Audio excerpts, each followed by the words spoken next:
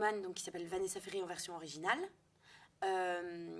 Commence tout simplement, c'est moi Vanessa sur scène, c'est 55 minutes avant mes 30 ans, voilà, parce que depuis en fait un an, je me prends un peu la tête sur mes 30 ans, le chiffre me fait un peu flipper, je les ai pas encore, mais ça me fait un peu flipper et je trouvais ça marrant de mettre mes peurs sur scène et tout, donc ça va être 55 minutes avant mes 30 ans. Bien évidemment, je vais parler d'amour et pour parler d'amour, bah, je pars du principe qu'on est tous vérolés. Aujourd'hui, on est une génération de vérolés de l'intérieur et je vais parler des films à l'eau de rose, des contes de fées et je campe une princesse qui est bourrée et dépressive parce que le prince charmant est pédé avec Bernardo, voilà.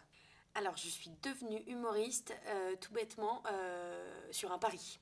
Voilà, sur un pari. J'étais comédienne et je jouais une pièce dans un café-théâtre de Lyon. Et un soir, le patron du café-théâtre, après quelques verres, hein, parce que c'était une soirée bien arrosée, m'a dit je te parie que. Enfin, tu montes sur scène dans un mois et tu fais un quart d'heure, il y a un plateau, tu fais un quart d'heure de one man. Et je lui ai dit bon, bien sûr, mes doigts dans le nez. Et je suis repartie chez moi et j'avais complètement oublié. 15 jours après, il m'a appelé, il me dit bon, bah alors qu'est-ce que tu fais qu'est-ce que tu nous prépares pendant 15 jours.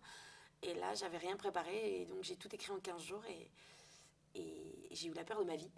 J'ai eu la peur de ma vie. C'est pas nous qui choisissons ce métier-là, c'est le métier qui vous happe et bien évidemment, il faut avoir des prédispositions à la connerie.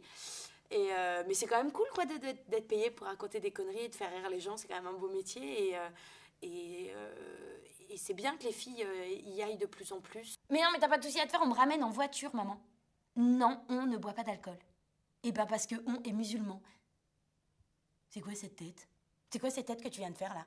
Si, t'as fait une tête bizarre là, maman. Si, non, ouais, mais ça va, c'est bon, tu vas pas me faire ta Muriel Robin, genre, ah, il est noir, ah, où est ton père, où est la cuisine? Ça va, c'est bon, 2 secondes là. Puis de toute façon, il est pas noir, il est couleur café.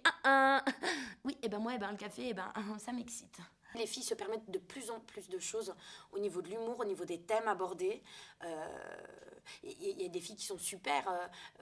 Je vois une nana comme Elisabeth Buffet qui joue au théâtre de 10 heures, qui a une quarantaine d'années, assume tellement bien son personnage et puis il va, elle parle de cul sur scène et tout, mais il faut faire aussi en fonction de ce qu'on est. C'est-à-dire qu'elle, elle a 40 ans, elle peut en parler, c'est une femme libérée, elle y va, et puis elle a ce côté bon copain, machin, tout ça. Moi, à mon âge, avec ma petite tronche et tout, si je parle de cul comme elle le fait, ça passe pas du tout.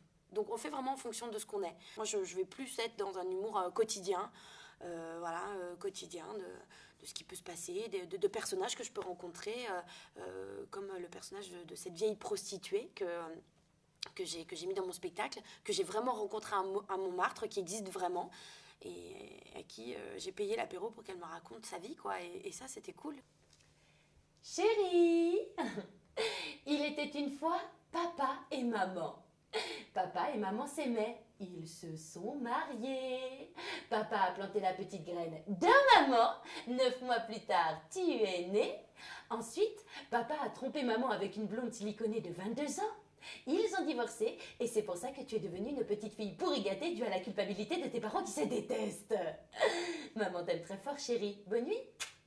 La différence entre humour féminin et humour masculin, je veux dire bien évidemment qu'il existe un humour féminin, on est bien plus drôle que les mecs. Non, oui, il y a une différence et en même temps, je pense qu'on parle vraiment, on peut parler exactement des mêmes sujets.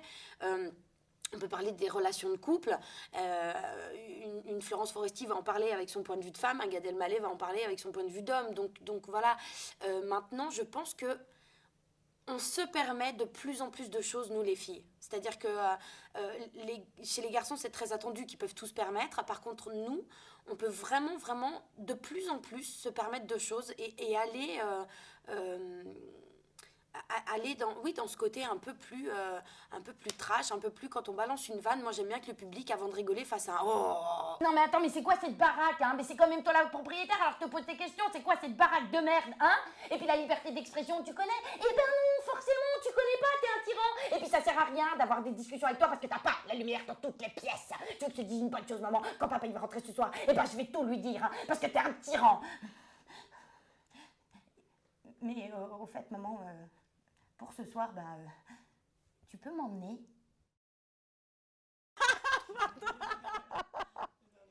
C'est super drôle. Ah ouais, super.